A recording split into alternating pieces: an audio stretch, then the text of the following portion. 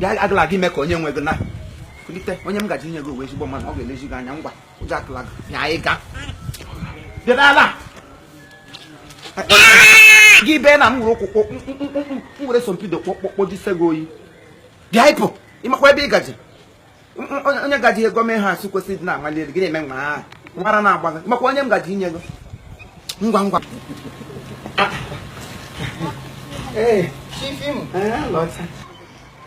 ka iji kechara akpa bụrụ ma akpa makụla bụrụkwa ma ewu achụfugoro n'ụlọ ka emegere agde ọlaọcha ịmụkwa anya so ihe a na-akwụ n'Imo steeti na-akwụ ka nga ọkwụkwọ onye nzọpụta na-abịa ị na-anị ya si nọ n'Imo ma ịhụda onye Imo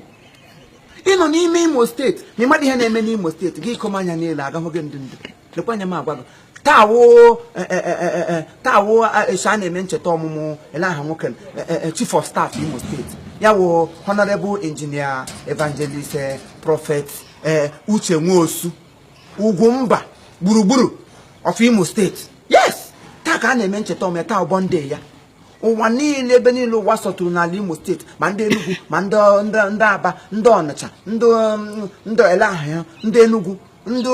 Anambra ụwa niile ma abịa otu ka ndị ọbụla bụ ngwongwo ka ha na-aga taa ụtụ m ga-agba na gọọmenti haus otu ka onye ọbụla bụ kie ihe mbụ ngwogbo awuo kemgbe n'isi ulolo m siwere kamgbe abụla ole esikatala m lolo suju okula kekwanụ nwa ego m zụmara azụmaka mgbe echi m ga-aga inye onyinye ndị ka ewu uwe m ndị na-adị eyi eyi m họchitara na akpa igbe akwa m si m ga nye ihe awe onyinye ihe onye nwere ka o ji enye atụrụ Chineke mma nga m gasị ya na ihe ọ na-emere ụmụazị Igbo ọ agbalị amakwa Uche Nwosu a sị bịa n'ala Imo steeti niile enwere onye dị ka nwoke obi ewu obi mmiri obi sarịsarị nwoke ekwe Chineke gosikata ya na obi efe anọ amamụ ndị ụfọdụ wuru obi siga wuru obi mkpọkịrị ka ha mana onye ke eji obi mmiri awụdụkwa mmiri dị mmiri ọmị ka ejiri obi mmiri ọmị ote ka nwoke mmadụ obi ya dị sarịsarị ụmụ ya otu niile nọ n'obodo ha wezi ama obi ire ha niile ọkụ mara ha ote echem